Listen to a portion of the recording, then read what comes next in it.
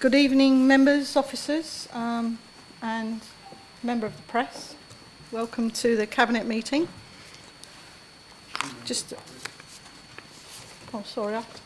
A member of the public? Oh, sorry, couldn't see you there. Oh, good evening. Welcome, and just a bit of housekeeping. So if the fire alarm is activated, please vacate the offices via the stairs. Please do not use the lifts. Assemble in Hawley Square on the green. Officers will assist you and advise when it is deemed safe to return to the chamber. Please switch off or turn to silent your mobile phones and do not make or receive calls whilst the meeting is in progress. Please note this meeting is being live streamed for members of the public. The meeting will also be recorded and will be subsequently broadcast on the internet. Does anyone intend to film the meeting? No, Charles? The following members have asked to speak under Council Procedure Rule 20.1. Item 5, Councillor Keane. Item 6, Councillor Garner. Item 7, Councillor Whitehead. Does anyone else wish to speak? Councillor Everett. Item 6, please.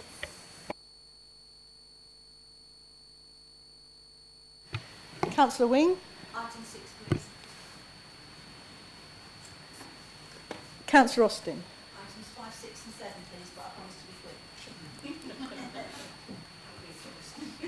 quick. Careful what you promise. 5, 6 and 7.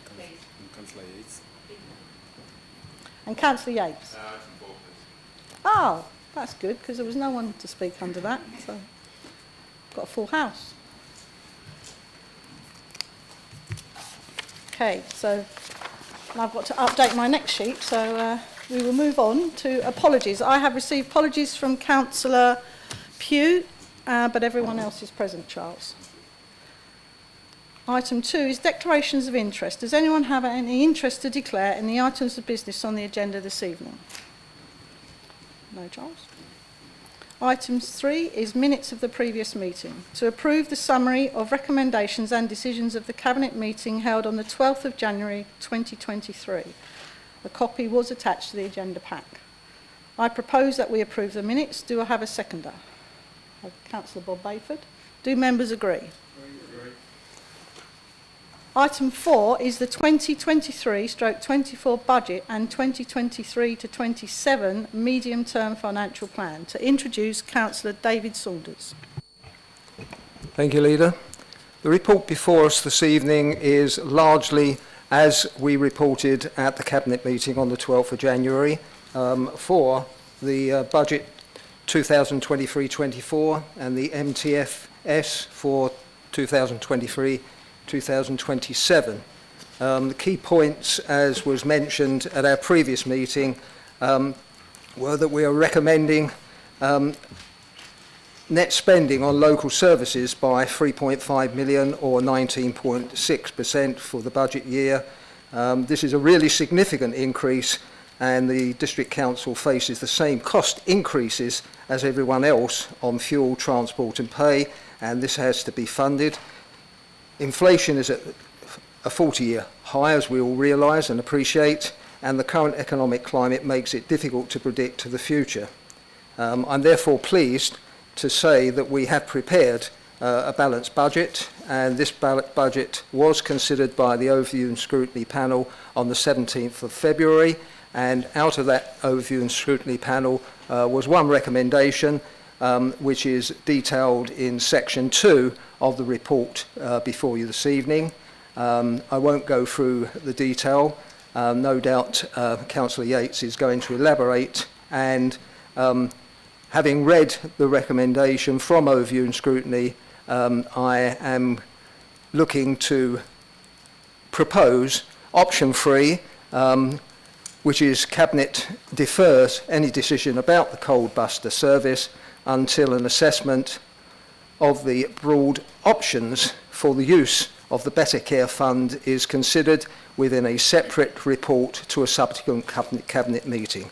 I have to say that the reason I've come to this decision in proposing option 3 is that during the Star Chamber meetings that we had, And for the record, we had 19 meetings and we looked at 19 presentations from heads of service. This is something that didn't come up in any of those discussions. And as members will know, within the budget, we have allowed for additional resource within the budget for certain areas. And I appreciate what Councillor Yates has said with regards to this being, if you like, cost neutral in respect to the budget, but I'd like to see a report just to finalise and make sure that this is the right way to go.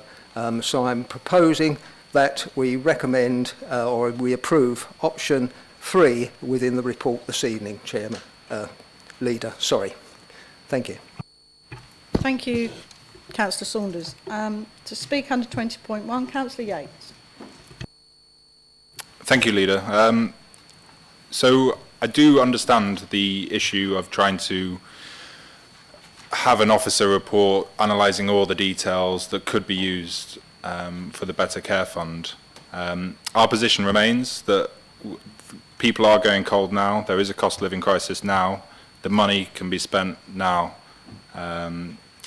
I've got, well, Helen and I share a ward, and we've got residents coming to us unable to pay their electricity bills, going cold, and energy bills are £400 a month for some residents. So I think this was an opportunity that can still be taken up. So my question to Councillor Saunders is, if this option is on the table in this report, provided within the report, will they consider it when the officers bring it forwards? Obviously, we're going to push to have this as our position, but would Councillor Saunders consider this if it is brought forward by officers again in a few months' time? Thanks. Councillor Saunders. Absolutely. You're absolutely right, and I wish this was raised, shall we say, pre-Christmas, because by the time we get a report and things get moving, if the weather forecast is correct, we may well be into a much warmer. But I think preparations are correct, and I think preparations are right and proper, and I do see this is the way forward, particularly with people who are living in older housing stock where perhaps the insulation when they were built and refurbished wasn't up to speed. So absolutely something that we will consider.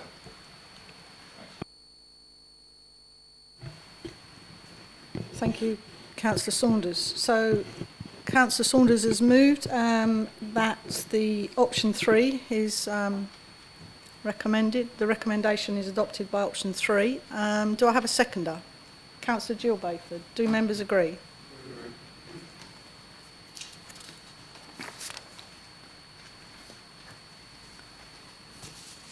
Thank you. We move now to item 5, Public Spaces Protection Order, Thanet District Council, number 5, Atherstone and Ethelbert Road.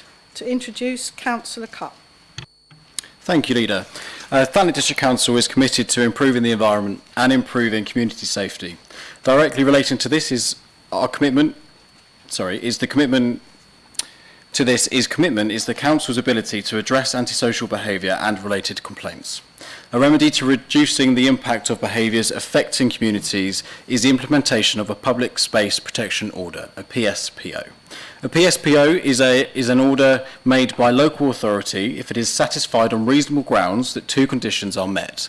And these are, number 1, that activities being carried out within a public place have a detrimental effect on the quality of life of those in the locality, or it is likely they will.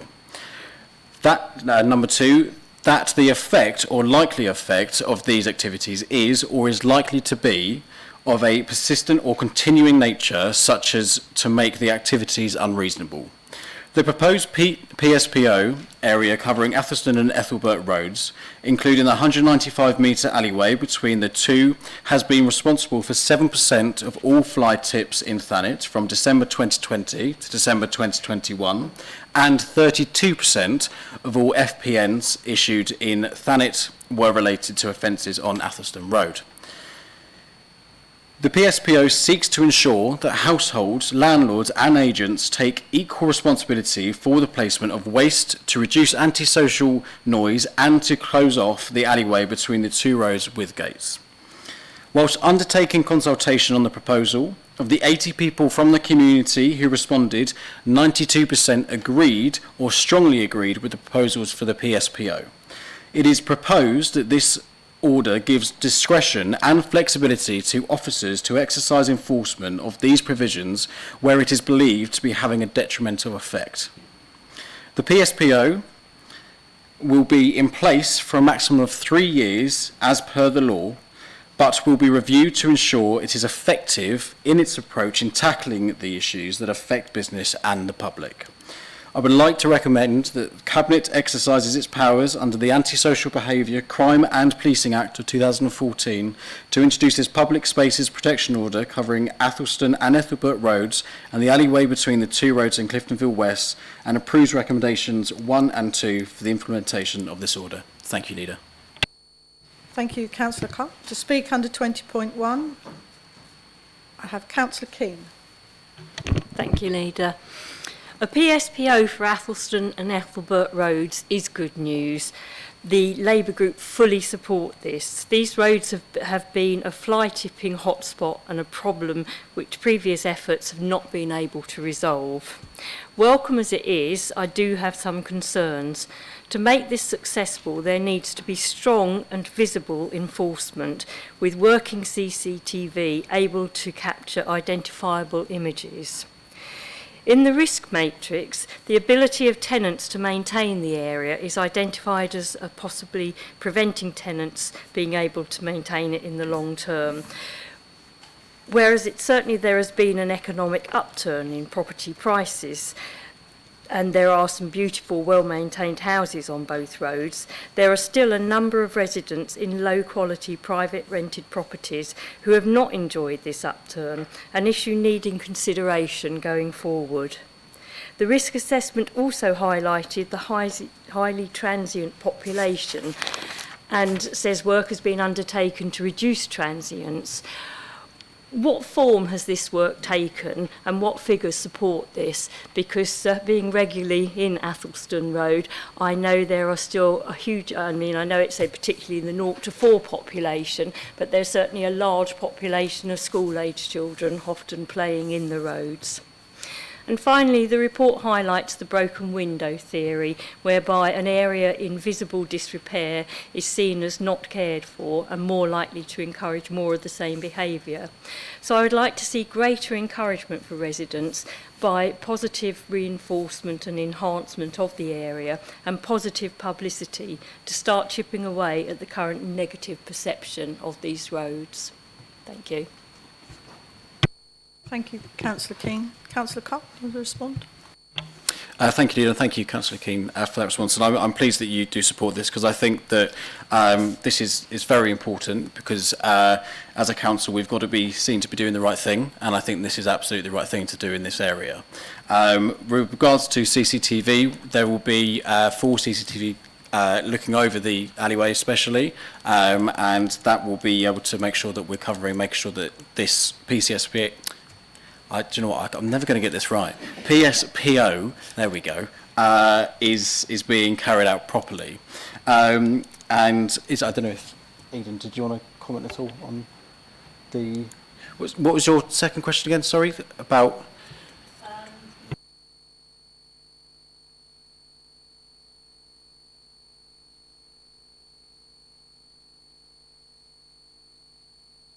Afford, sort of maintaining the area and hoping that we'd look at positive enhancements for it, but also the issue of the transience of the population, and what work has been done to address the transients, because as I say, sort of there's lots of multi-occupancy private rented properties in the road, and I haven't noticed there's not been the same transients. Thank you for clarifying, my apologies. With regards to making sure that we showing the efforts of everyone in that area. I think it is really important, and I'm sure that our social media team will be keen to that when it is looking good and in a good condition, that we will be publicising that and showing that actually the good effects that the PSPO is having on the area. And in terms of the second question that you raised, I will refer to Penny or Eden on that, on the... Thank you for your question, Councillor. In terms of the transience of the population, the Thanet Multi-Agency Task Force has been working in that area for a little over 2 years now. One of the big pieces of work that we've undertaken is joint work with an organisation called Save the Children. And in developing the work around Athelston and Ethelbert Road, one of the things that we reflected upon when it comes to the transience of the population is the early life experiences of very young children, particularly those aged 0 to 4, and the fact that having insecure housing can have a lifelong impact upon them. So working very closely with Save the Children, what we did was we outreached to all of the families in that geographical area aged 0 to 4, and try to encourage them to stay at that location by putting them in touch and signposting with organisations that provide services for children, and by also doing additional work with the district council going into properties to make sure that those properties were fit for purpose. I don't have the specific figures around the population transients, but I'm sure with colleagues I can make those available for you. The work that we've undertaken on Athelston Road is still ongoing, obviously. The second part that I wanted to cover in your second question, which is actually a good one, around those who may not be in a position to support some of the activities. Obviously, the enforcement teams or any of the agencies that can provide enforcement in and around a PSPO are sensitive to the needs of the local community. I am pleased to say one of the things that we developed was we managed to achieve some grant funding from DEFRA for the development of the alleyway between the two roads to make it a genuine community resource. We've allocated some £12,800 to the Athelston Road Tenants and Residents Association, and they're about to go out to consultation with both streets and the residents contained within about the best use of that area. The intention is to make it into a clearly defined community space specifically for that community. Thank you. Next to speak under 20.1, Councillor Austin. Thank you, Leader. I'd like to echo what Councillor Keane said. The Green Group is thoroughly supportive of this. There's been a need for a long time for some distinct action in this area of Cliftonville, and we would like to pay tribute to Cabinet members, councillors and Eden and his team, and most particularly to the Athelston Road Tenants and Residents Association and residents who've got behind this. And I'm really encouraged to hear from Eden the balance between enforcement on the one hand, which is going to be essential, but support for vulnerable residents on the other, because it's going to be a delicate thing to achieve. And I'm particularly encouraged by the plans for the alleyway. And the question I wanted to ask was, we have a number of alleyways of this kind, perhaps not as badly fly-tipped, but fly-tipping in alleyways is a real big issue all across Thanet. We know of other authorities where the gating of alleyways has had really beneficial effects and brought the community together. Certainly in my own ward and in other wards in Ramsgate, we have alleyways that are a real problem, and we have community gardening groups and residents groups that would really like to get their hands on them, but a lot of the time they don't know who the alleyway belongs to. And that has been a sticking point. And my understanding, I may have got this completely wrong, but I remember a conversation a long while ago with Mr. Porter trying to identify who was responsible for a particular path up to a row of houses. Was it us or was it KCC?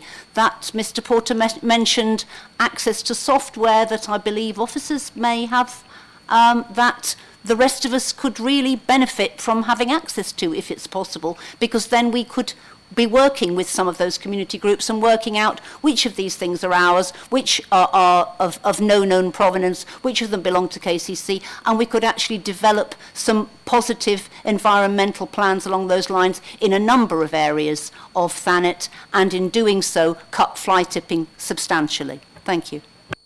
Thank you, Councillor Austin. we've somewhat strayed from the agenda item, but I'm sure Councillor Cupp has noted this, and probably we need to go away and prepare a report outside of this because it has strayed from the agenda item. But I appreciate that your initial comments regarding the positivity of the alleyway. But I will hand you to Councillor Cupp, who will no doubt advise you on how he wishes to take that particular point forward. Thank you, Leader. And thank you, Councillor Austin, for your comments. I'm pleased that you welcome this as well. As I said, it's good news for the area. And you're absolutely right. There is always an issue with alleyways and certain plots of land as to who owns that and who the responsibility is to clear it up and cut the grass and whatever that may be. And I'm very happy to look into see if we can get a report around what KCC is using and if that's something that we can use here as well. Excellent, thank you. Maybe it's something we can bring in for the Charles III coronation. I think he has a day of community engagement, so maybe we can have an alleyway, coronation alleyway sort out. So I can, yes, I don't want to go too much, I don't want to go much further up this alleyway, but I think it would be something that maybe we could suggest that we wrap up with the coronation celebration. So just a suggestion. It proves that I read the dictate that came out yesterday. So I believe you have moved option recommendations 1 and 2. Do I have a seconder? Councillor Bob Bayford. Do members agree? Item 6, notice of motion regarding water supply and treatment. To introduce is myself. So without further ado, the quality of bathing waters around Thanet is a critical part of the district's appeal to visitors and tourists and an essential part of our local visitor economy. There are 13 designated bathing waters in Thanet, and data about water quality was last published in November 2022. The results were published against raised standards for 2 bacteria types and showed that Thanet has 8 beaches rated as excellent. The notice of motion presented to Council was fundamentally flawed in that the evidence demonstrates that over the last few years bathing water quality has been improving. That said, there are still instances of sewerage release, mainly as a result of an ageing network of combined sewers combined with periods of heavy rain. During these incidents, approximately 90% of the content is rainwater and surface water runoff. There is always room for further improvement, as we keep reminding Southern Water. Therefore, although recommending to Cabinet that we reject the motion, but I am recommending to Cabinet that we reject the notice of motion, we will continue to work with our statutory partners to drive improvement. For example, we are already working with Southern Water and KCC to improve drainage within the district. The project at George Park in Westbrook is a successful example of this, and further projects are planned, including Dane Park in Margate to remove surface water from the network. Surface water is fundamentally the underlying problem that has this knock-on effect with the events of, that we have experienced over the last year or so. I move the recommendation set out in the report. To speak under 20.1, Councillor Garner. Thank you, Leader. We are all overly familiar with the numerous issues we've had to put up with due to the inadequacies of Southern Water's infrastructure. Over the last few years, those failures have led to frequent releases of sewage into the sea around our coastline, and the motion raised by Councillor Smith was our suggestion on how we, as a council, could do more to make sure the coastline and our resident services are safeguarded when planning decisions about future housing developments are made. A number of other councils across the country have considered and adopted some of these measures to help protect their residents. And I do have to say I was a bit disappointed that the administration's group voted against allowing councillors to debate the matter. Knowing the strength of feeling about the current situation with Southern Water in the community, it was a shame you didn't want to hear from some of us before the matter was referred to Cabinet. Since that meeting last October, Not only have there been more sewage releases around the coastline, but we've also had a significant increase in the number of water outages to residents' homes and to businesses. The major outage last December was caused by a burst water main, and the 3 outages this year, according to Southern Water's Kent stakeholder manager, have been due to power failures, tripping booster pumps at the Runfield water booster station, made worse by failures of backup generators. Each of these failures highlights an infrastructure that is currently not fit for purpose, neither to maintain a reliable service for its current workload, but especially not for the major housing developments planned over the next few years. While I welcome the fact that it is recommended that officers will write to the Environment Agency requesting a position statement, and I also understand that Southern Water officials are to be invited to answer questions at the March Overview and Scrutiny meeting, we believe an awful lot more needs to be done.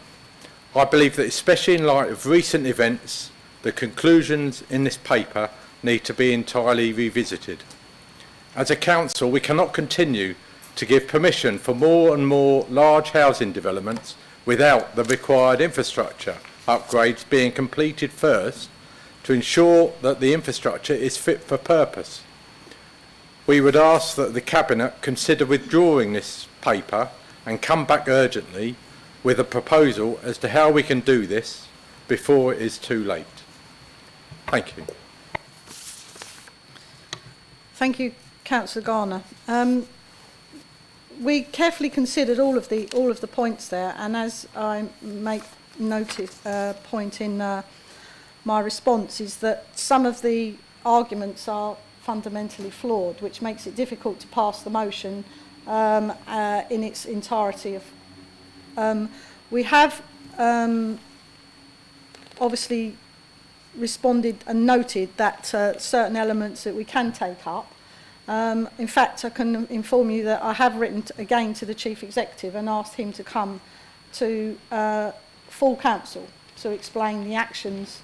I haven't yet received a response. I don't appear to have built the same sort of relationship that I had with Ian McCauley, but I would imagine that he's probably a little bit nervous to come into the Lion's Den. But Toby Wallinson is more than active within our communications, but the other point to raise as well is that I sit on the Pathfinders Task Force and represent Thanet on that. So there has been some positive moves forward since the infamous event that took place a week after I first became leader of the council, but we're certainly on their radar as far as the South East is concerned. We are high priority on the Pathfinders solutions that are going on. But it remains the fact that new housing isn't the issue here. The issue is old housing stock that doesn't have the water separation, and that is fundamentally our problem. So a lot of investment needs to go into that to eliminate the spills, but at the same time, the failure in the infrastructure, and it is around one particular site, I understand, but I received notification today that the works that took place overnight has actually secured some robust backup. So the initial failure was a burst pipe, which was in a hugely difficult place to access.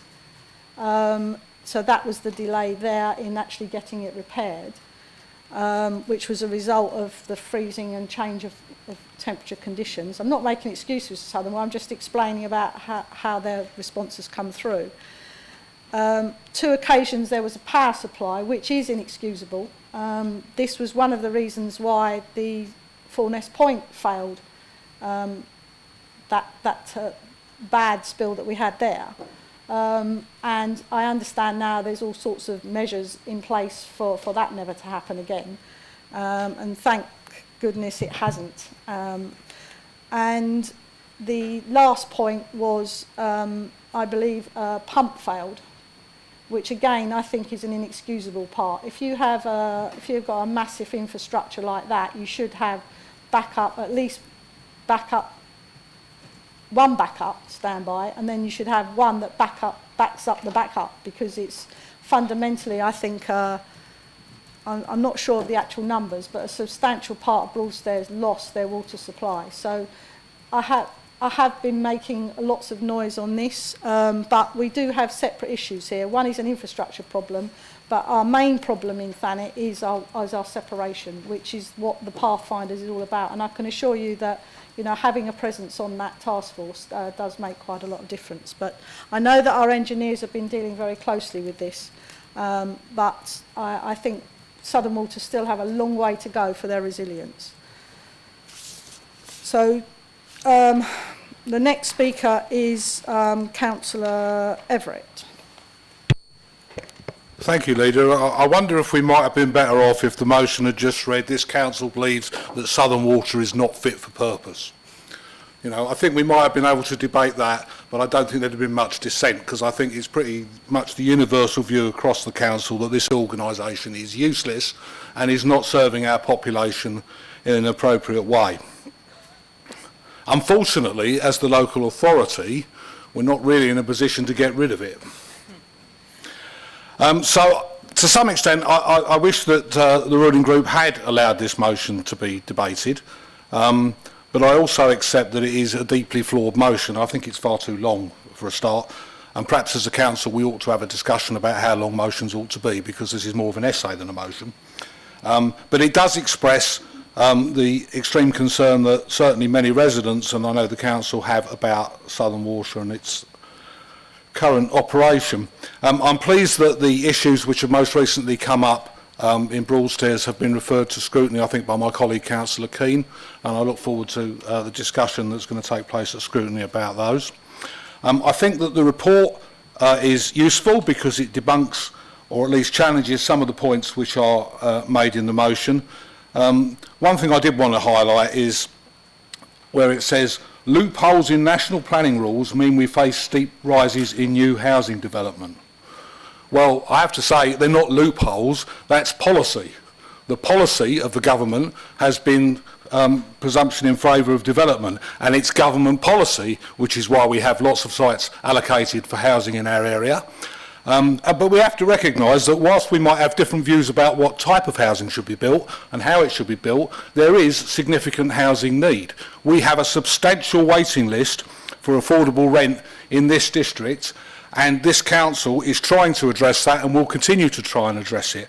But we have to recognise we have to balance all our concerns, and I don't believe that providing more affordable rent properties is a lower concern than the issue in dealing with the sewerage, because as has been pointed out, a lot of the sewerage problem is related to existing development and the existing infrastructure.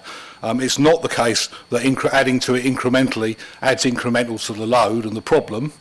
And in any case, new development has to go through quite a complex process in terms of the local plan, and we may or may not think that that's appropriate, but or is adequate, but there is a process around it to determine what infrastructure is available to service that development. The other thing I wanted to highlight really relates to Proposal 8, which talks about the Southern Water response in planning consultations. The fact is that, as I understand it, Southern Water are a statutory consultee, and the council takes its advice on the situation relating to water and sewage from Southern Water. And their advice would be a material consideration in planning consents. So it's quite a strange situation really, because at least I think we have a fair amount of confidence in most of our statutory consultees. Kent County Council, for example, on highways. I wouldn't think the council has a huge amount of confidence in what Southern Water tells us. But when I hear proposals for development to be stalled or blocked because of inadequate sewerage, I have to say that the council is legally obliged to listen to the opinion and take into account the views of Southern Water. It can't substitute its own opinions. And I don't think it would ever be lawful for this council to block all development while it waited for infrastructure improvements. I think that our planning powers would simply be taken away from us if we tried to do that, and we would not be taken seriously. So I hope nobody's going to pursue that particular line of argument. Thank you. Thank you, Councillor Everett. No, I think the Stodmarsh nitrate stalling as evidence of that you can actually crash the economy of the local economy for its development by having a complete blanket ban on all new builds. As we said earlier, it isn't the new builds that is the problem. And having visited the Poor Hall Lane site, which provides total affordable housing and affordable rents, which I was delighted to see, and that demonstrates all the points that you were making, that they are very stringent controls on not only the insulation, which is another big subject that we talk about, the heating, but also the water and the whole sewerage system itself that feeds into it. So I agree. The worst thing that this council could do is to actually look at this as a reason to stop all building. It is building the right type of property, and I again support. I mean, we're straying away from the water subject, but I totally agree. We have to build more affordable housing and affordable rental housing in this district. So that's where it flies in the face with me with Southern Water. I think our issues have got to be to try and get Southern Water to invest further into the infrastructure and to work with them on sub-programs like we have in the Pathfinders. So I thank you for that reasoning behind why that item 8 isn't feasible and probably something that we actually don't want to do. And I agree with you. If the motion had been, do we want to pass a vote of no confidence in Southern Water, I think I might have been inclined to support that, and I think the whole chamber probably would. But because it was so fragmented and there were elements, we couldn't adopt the whole motion. So I agree. It would, if it had been focused down a little bit more refined, then maybe we could have actually agreed to pass the motion through. So next to speak under 20.1 is Councillor Wing. Thank you, Leader. I sort of disagree, because new homes have people that live in them, and people that live in new homes actually use water and create wastewater.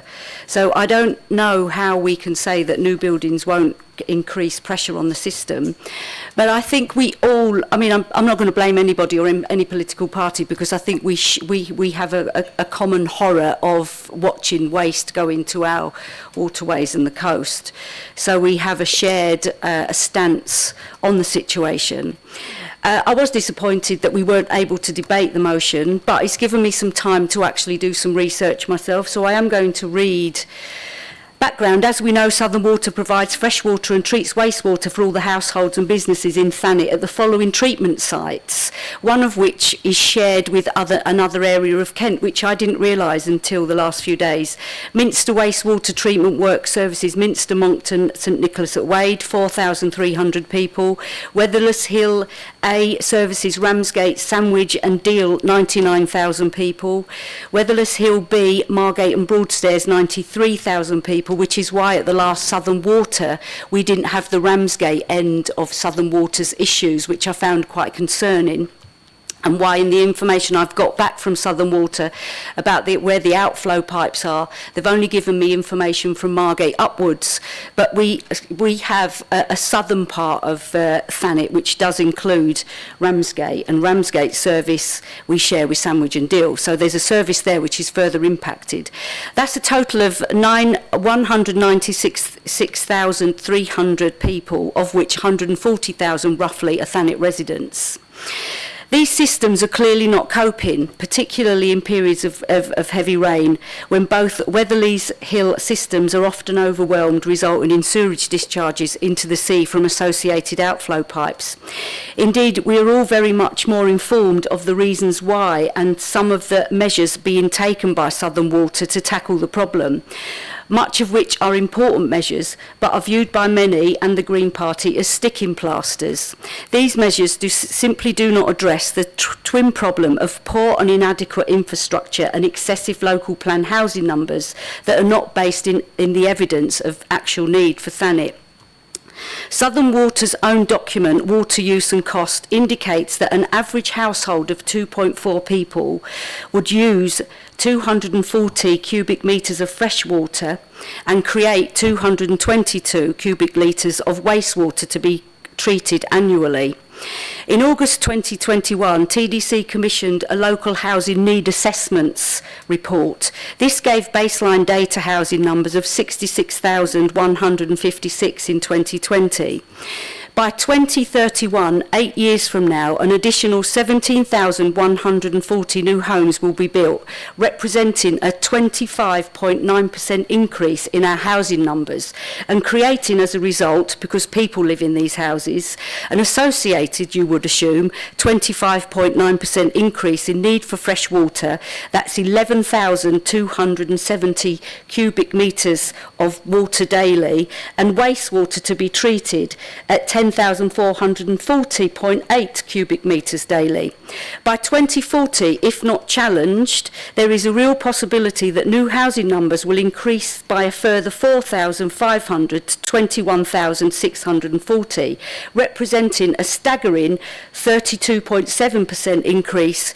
Again, you would assume with an associated 32.7% increase in the need for fresh water and wastewater to be treated. These figures I found quite shocking, actually. Councillor Wing, I'm getting to the point, please. Are we certain... Can we talk to the motion? I will do. I'm coming to the motion. Are we certain the present system can cope, or will we see a system that is overwhelmed daily? Interestingly, the same report states the national population data increase for Thanet is lower than Kent, the South East and national rates at 13%. So why have we got our present numbers? Consequently, I believe we need to. It's further. Our situation is further impacted by three things: an old, outdated, and quite frankly past its sell-by date fresh water and wastewater infrastructure, which we all agree on.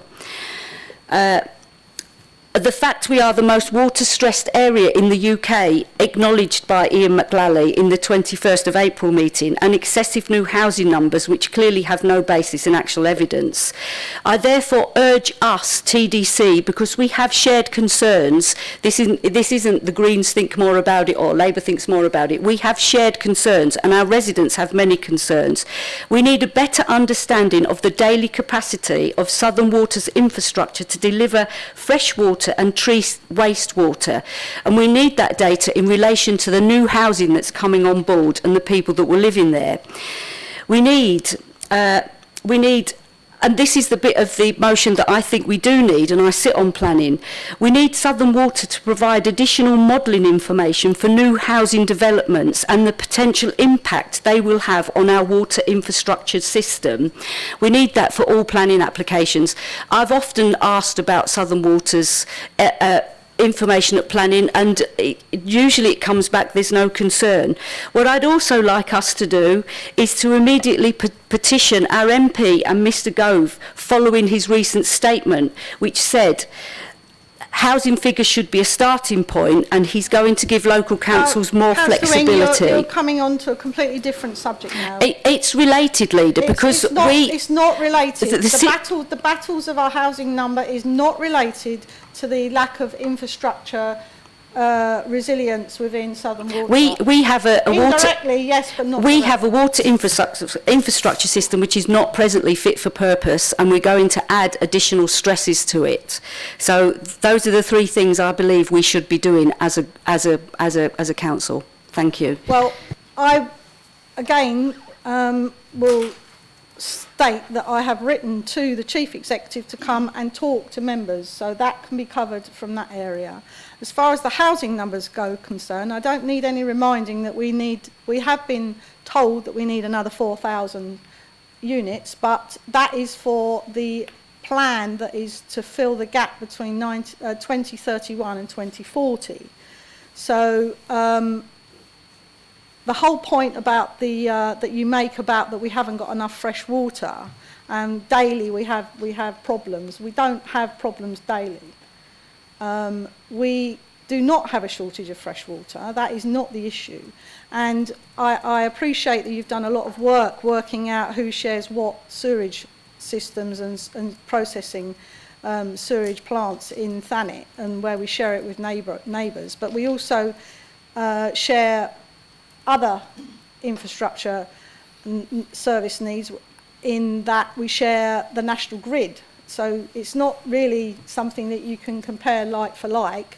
The whole point is that they need to sort out, and I will repeat this again, we need to sort out the surface water drainage away from our sewerage, because there is more than adequate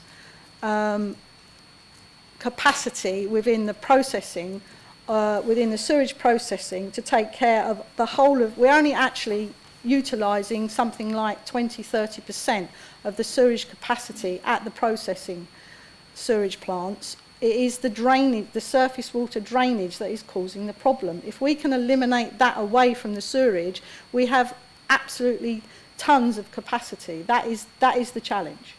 And unfortunately, this council, many years back, and I can't remember the year, and I don't even know what administration, so this isn't a political statement. There was an application by Southern Water to build storage tanks, stormwater storage tanks, in a certain part of the district, which was absolutely thrown out of this council. So in some cases, it's, you know, you need to think a bit long-term strategically, and hopefully we can actually get Southern Water to give us priority, which I think they're actually doing in it. But it's up to members to speak to the chief executive when he arrives here. And and the subject of housing, that is a completely different subject. And I agree, maybe Southern Water should send someone along to planning. Perhaps that would be a good idea. Like Kent County Council should probably send someone along from highways, which they don't do. So, it is, I don't know what their tick box criteria is to it, and I don't know whether it is a full-blown investigation that they pass and they overlay on the plans that come in. But I mean, we'd have to have a conversation with, you know, the Bob Porter maybe, to see what involvement they have and how and what checks and balances they do with the supply. But I think it's a bit unfair to say that we have daily issues with our fresh water supply, because I can't agree with that. I don't think we do.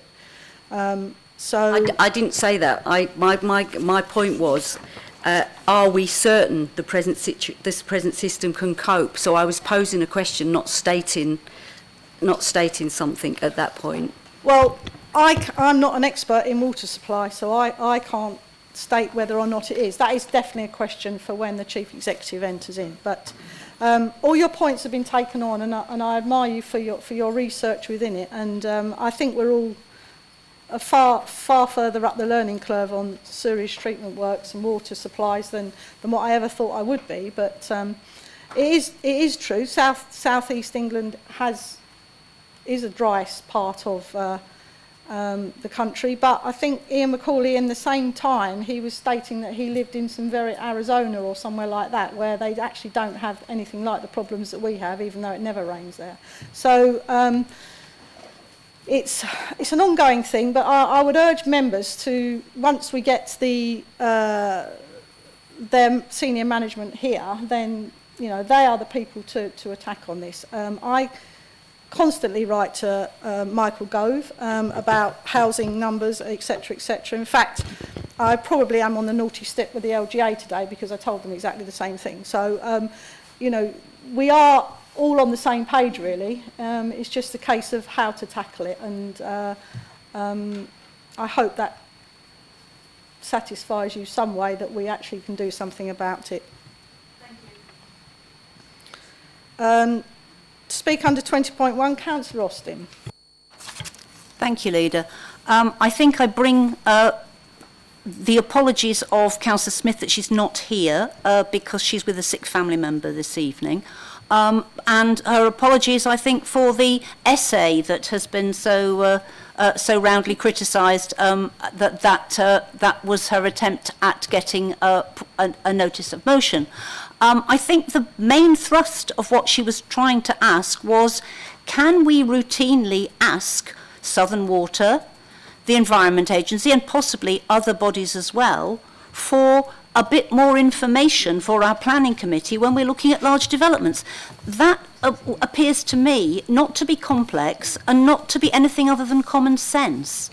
It also strikes me that actually, without doing that, by turning down the opportunity of doing that, and as Councillor Garner's pointed out, this is something that many other councils have already adopted, including Conservative-led councils, I'm concerned that we may be not doing what we're supposed to be doing under the National Planning Policy Framework, which is talking about preventing new and existing development from contributing to, being put at unacceptable risk from, or being adversely affected by unacceptable levels of soil, air, water or noise pollution. Development should, where possible, help to improve local environmental conditions such as air and water quality. Surely if we were routinely to ask for additional information, they don't have to provide it, but if we routinely asked for it and we could establish, as you have said, Leader, a better relationship with Southern Water so that they feel confident to be honest with us where there might be a problem. I accept absolutely what you're saying, that the existing problems that we have are as a result of our older housing and the inability to separate out the different streams. But going forward, looking at the number of new developments we have on greenfield sites, it is a real concern that this may just be the straw that breaks the camel's back. So if we were to bring this motion back and it were to say, can we routinely please just get more information from Southern Water, the Environment Agency and some other partners, might that be something that would be acceptable to the administration? Well, here's the thing. Rather than bringing a motion back, which will go backwards and forwards and probably will be into the middle of purdah, so it wouldn't have a thing. I'm not sure which members of your group sit on planning, but okay, so here's a suggestion. When you're at planning and the next application comes up and you are not satisfied that Southern Water, you would ask the officers at planning to say that you're not happy with that response. Therefore, please would the planning department find the following answers. I mean, I will pose this to the Director of Planning, but I would suggest that I'm probably not the right weapon or the right person to be doing all the battles, because, you know, members are perfectly at liberty to write to whoever or raise whatever at whatever committee. And I think more than bringing motions which tend to go backwards and forwards a little bit and get a little bit blurred, there may be, it needs to be specific to the actual topic, which in this case appears to be planning. So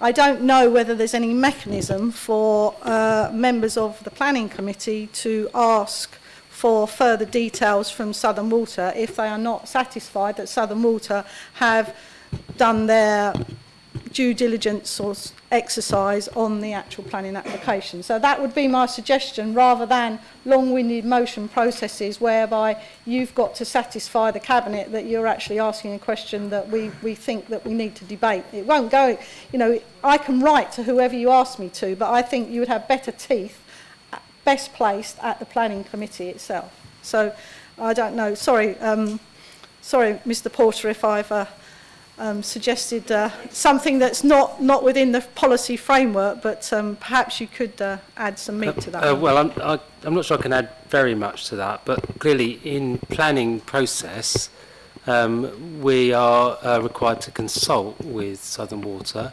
and to take into account their representations in making a decision. That doesn't really extend to asking them to provide more information.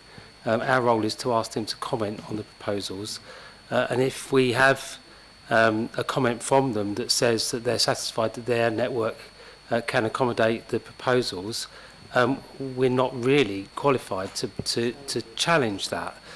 And I'm not sure that the planning legislation is necessarily the right way to raise the concerns that you're expressing with Southern Water.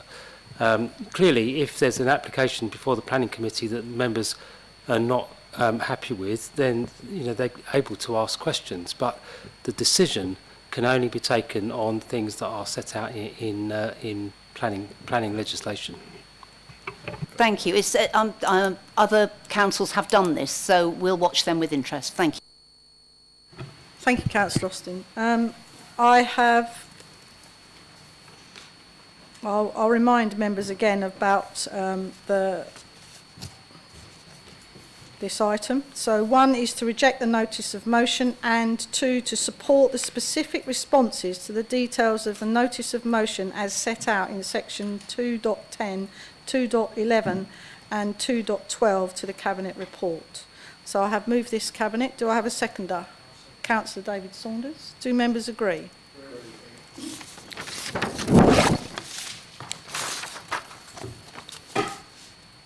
So, moving on to item 7 is notice of motion regarding temporary accommodation. To introduce, Councillor Jill Bayford. Thank you, Leader. The Council's duty to provide good quality temporary accommodation is clear, and managing the cost of this whilst ensuring the best possible service to homeless households is essential. It's for this reason that Cabinet has already supported the conversion of Foy House in Margate to provide temporary accommodation for 8 households, and to propose a budget including an additional capital allocation of £2.2 million, which incorporates the Council's 2023-24 allocation of new homes bonus for a further temporary accommodation project. We have also invested in an expanded homelessness prevention service and recommended additional resources for homelessness for 2023-24 to help respond to the growing pressures as a result of the cost of living crisis and the increasing costs and difficulty in accessing the private rented sector. Preventing homelessness is both more cost-effective and ensures a better outcome for households at risk of losing their home. We have also reaffirmed our commitment to continue the Council's programme of building new council homes for rent, investing over £8 million each year over the coming 10 years. The answer to the pressures of temporary accommodation is not temporary accommodation, but more permanent affordable homes. It's for this reason that I recommend that Cabinet rejects the notice of motion and supports the response to the notice of motion on temporary accommodation set out in this report. Thank you. Thank you, Councillor Bayford. To speak under 20.1, Councillor Whitehead. Thank you very much, Leader, and thank you, Councillor Bayford. On the 13th of October 2022, I raised the following at Council. As we are all aware, there is a spiralling housing crisis in Thanet, and levels of private sector evictions are increasing, especially within low-income households. In light of this rise in evictions and the impossibility of finding and maintaining a private rental property on the current LHA allowance, our need for temporary housing to keep families in the area is continually growing.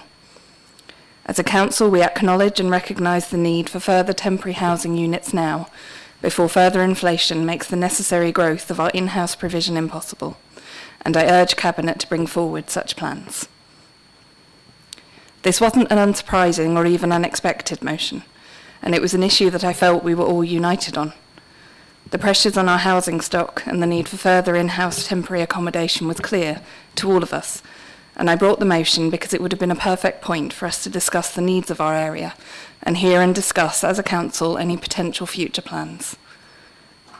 However, debate and the motion was refused, and I am now in the odd position of having had what I asked for adopted and included within the budget, with the new homes bonus used to support it, which coincidentally was another request I made that was previously refused and then used, but reading that my motion has been rejected, when in actuality it has been accepted.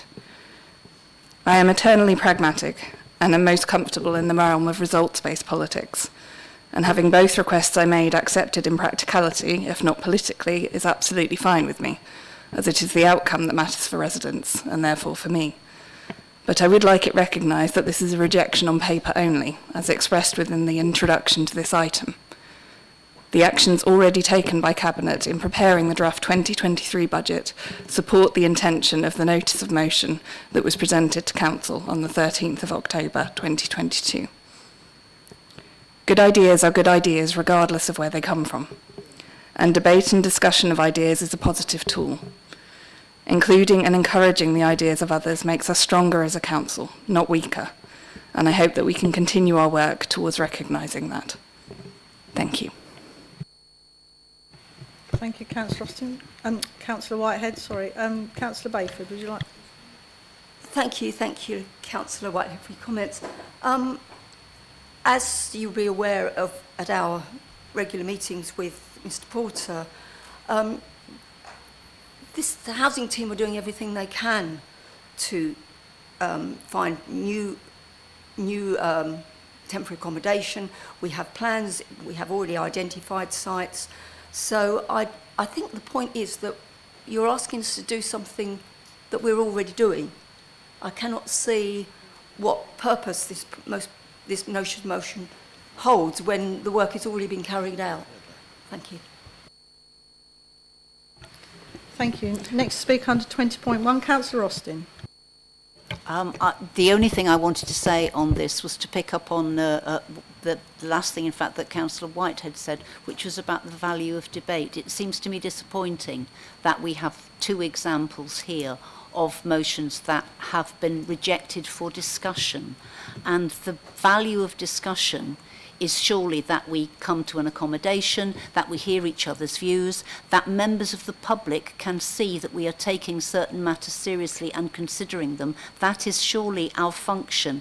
I think it's deeply disappointing within a cabinet system to have stuff shunted to cabinet all the time without the opportunity for the generality of councillors to discuss and debate them. That's all. Thank you. Thank you, Councillor. I mean, if you want to respond, Councillor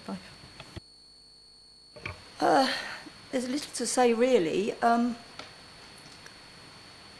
I think the point, particularly with this motion, that we all agree that we need more temporary accommodation. We all agree we have a housing problems. So I think we all agree that our housing team are doing everything they can. So I really fail to see how we would benefit from further discussion. Thank you.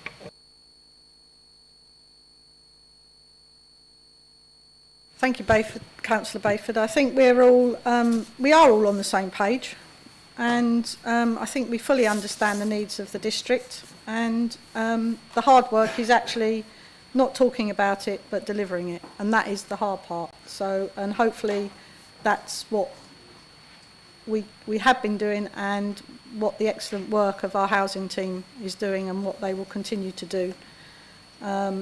As we are all in agreement, we're all agreeing to disagree. I don't know, or disagreeing to agree. I'm not really sure which way around it is. So we have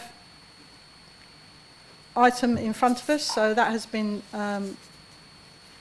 I'm just trying to see whether there's anyone else that wanted to speak under this one. No, I don't believe there is.